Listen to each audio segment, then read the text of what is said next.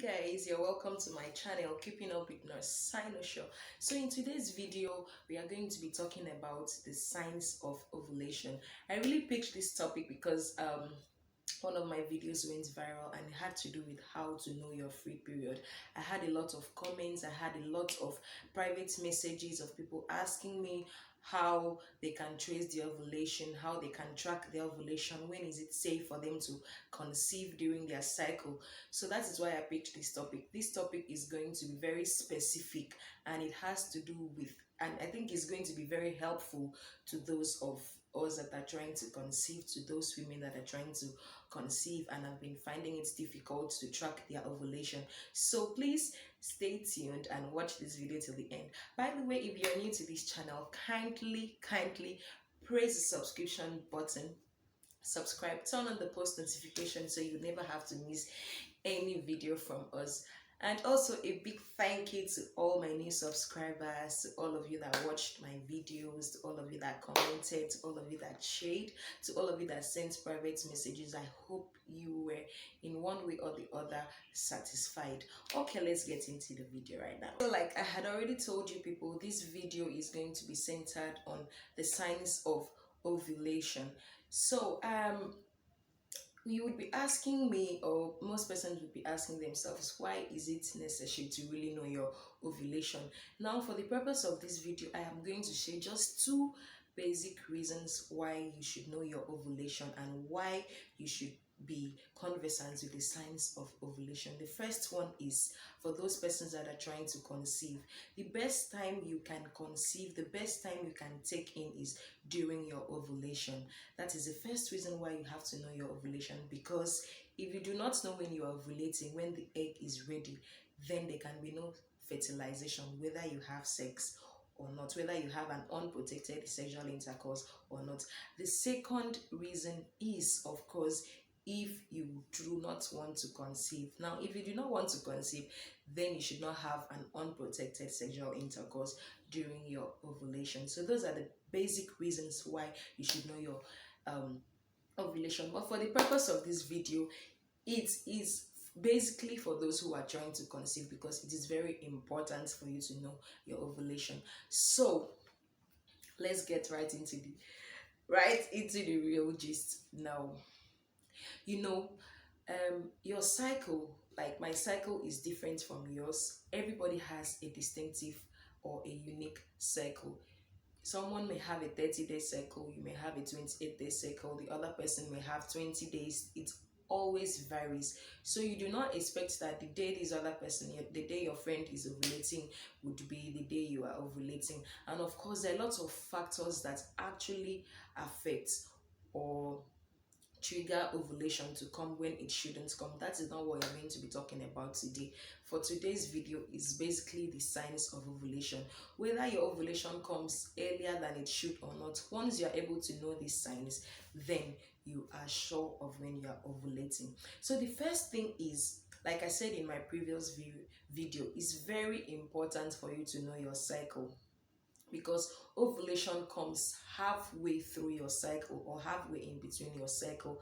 That is 14 days to your cycle, is or 14 days into your period is when you have your ovulation, or 14 days before your period is when your ovulation comes. For someone who has a 28-day cycle, same thing applies to someone who has a 30-day cycle.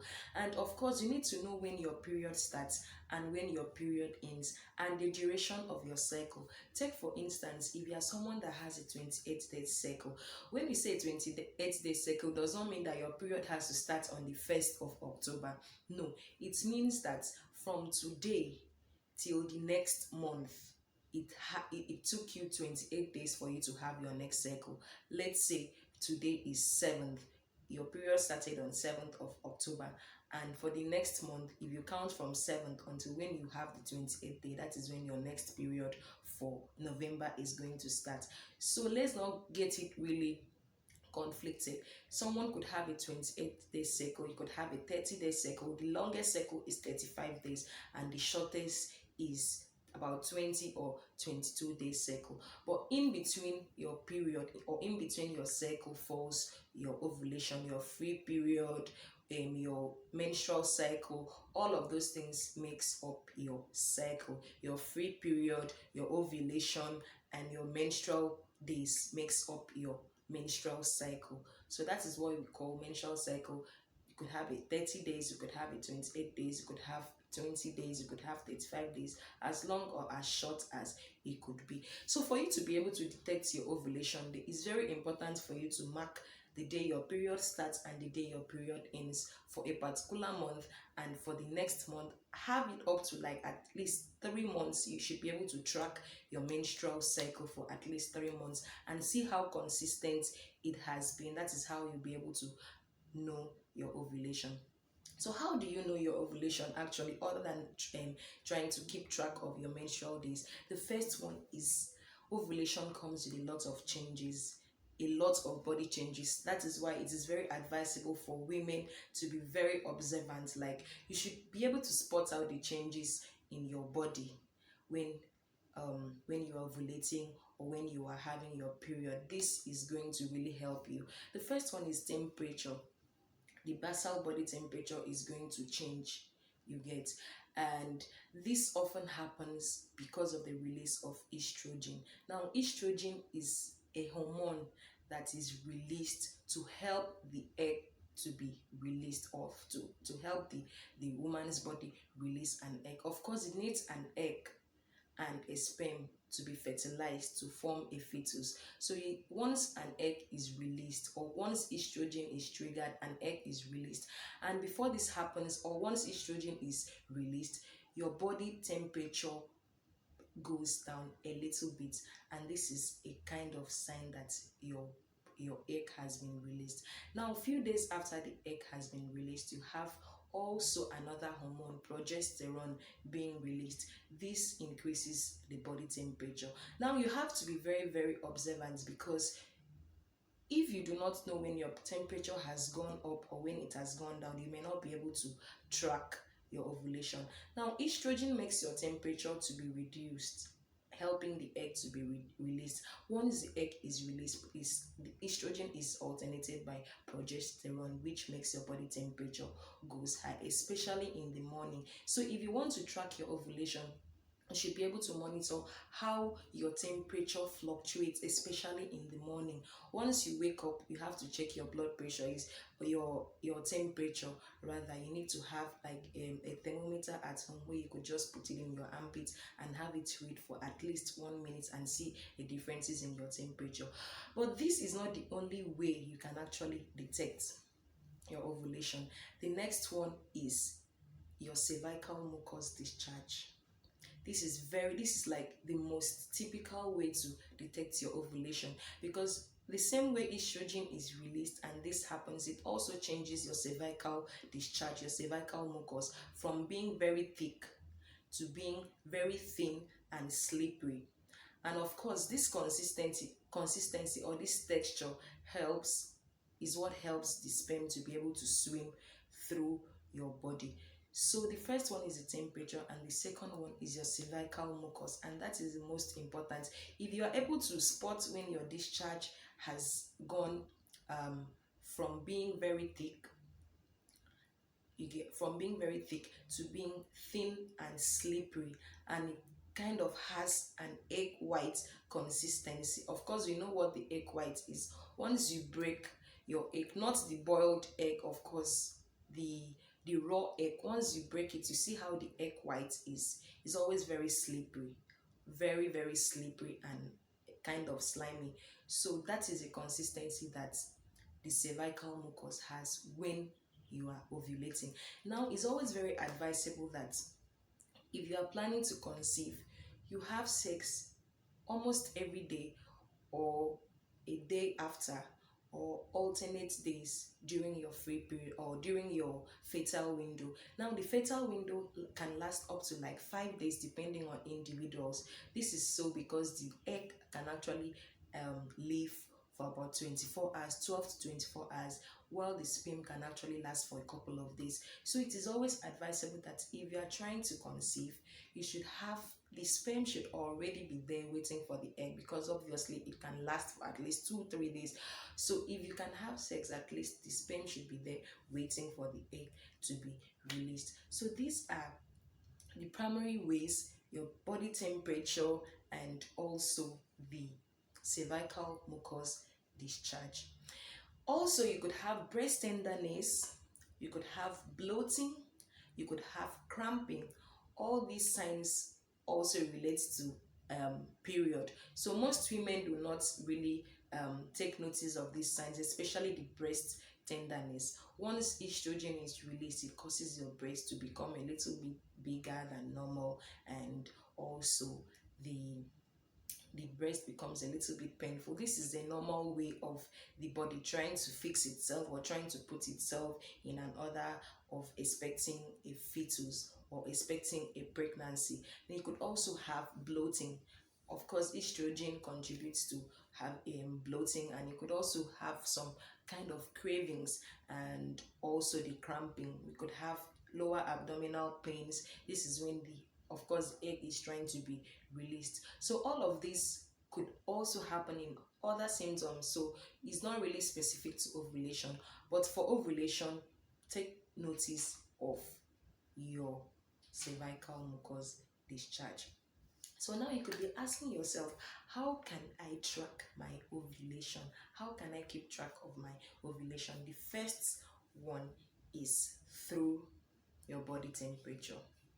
Of course, you need to keep track of your body temperature every month. You need to be able to figure out the discharge you are having, the vaginal discharge you are having. For ovulation, it has to be thick, it has to be thinner, it has to be slippery, and it has to, have the consistency of an egg white.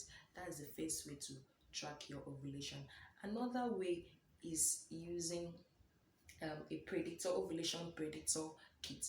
This type of kit helps, it's like a test strip where you have to dip it into the urine, and it will detect if a particular hormone, two specific hormones are always indicated during this test, either the luteinizing hormone or progesterone. Now, when progesterone tests positive, it means that your ovulation is almost coming to an end.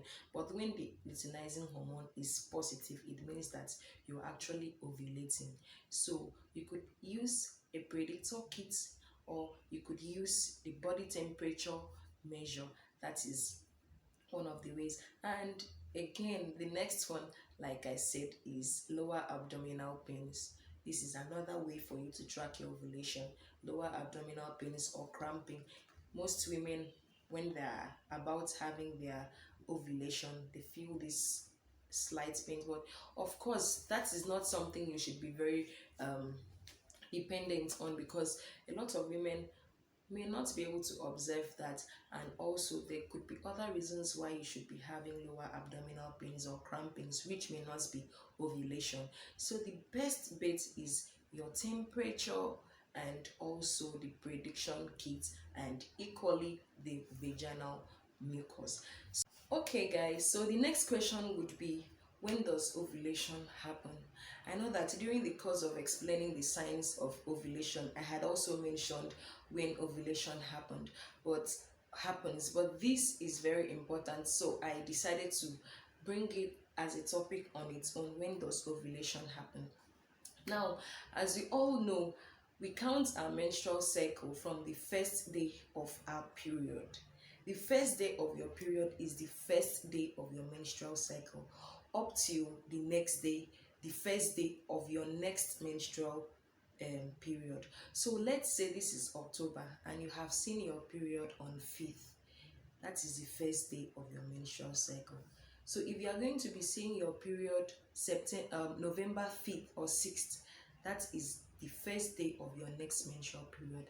Now you are to count from 5th of October to 5th of November or 6th of November or 7th, as the case may be. However it is, you count from this month, the first day you saw your period for this month, to the first day of the next month that you saw your period. That is your menstrual cycle.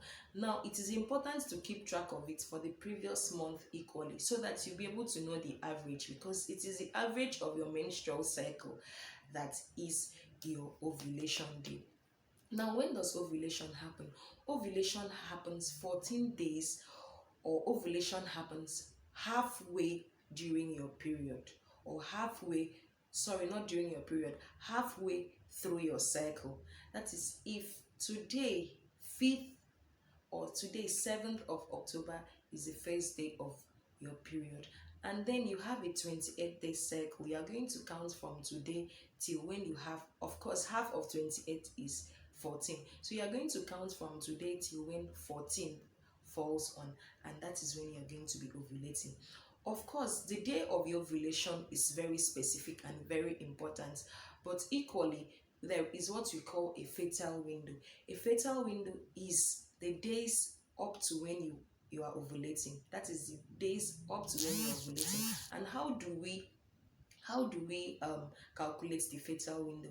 We calculate it with the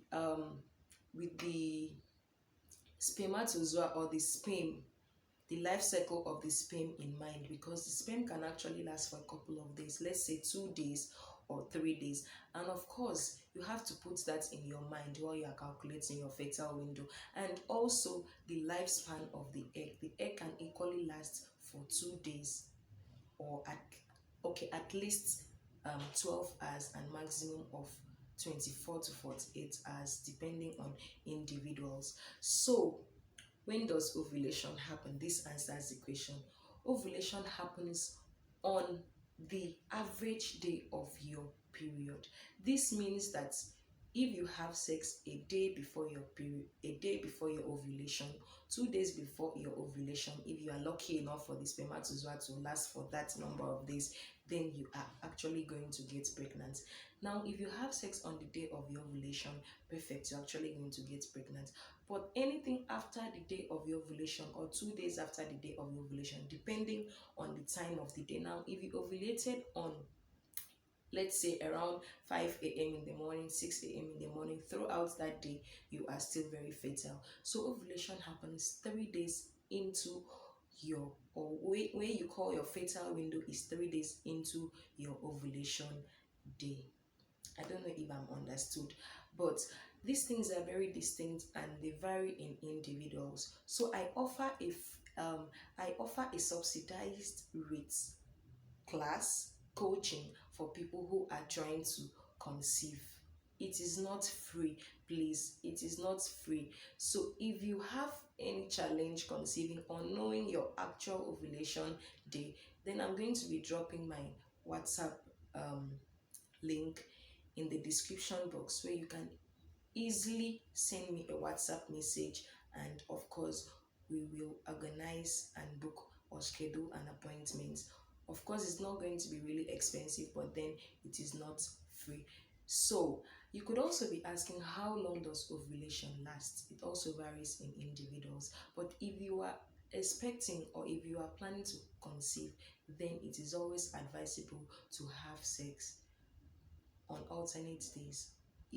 If having it throughout your fertile window is not possible, then you can have it on alternate days, and especially on the day of your ovulation. So guys, that will be all for this video. I hope it is detailed enough. I hope it is well explanatory. I hope you have learned plenty and so much from it. So if you enjoyed this video, kindly give it a thumb up. Don't forget to subscribe to the channel, and of course turn on your post notifications so you never have to miss any video from me. Always keep up with Nurse Sinosha. Thank you. See you in my next video. Bye.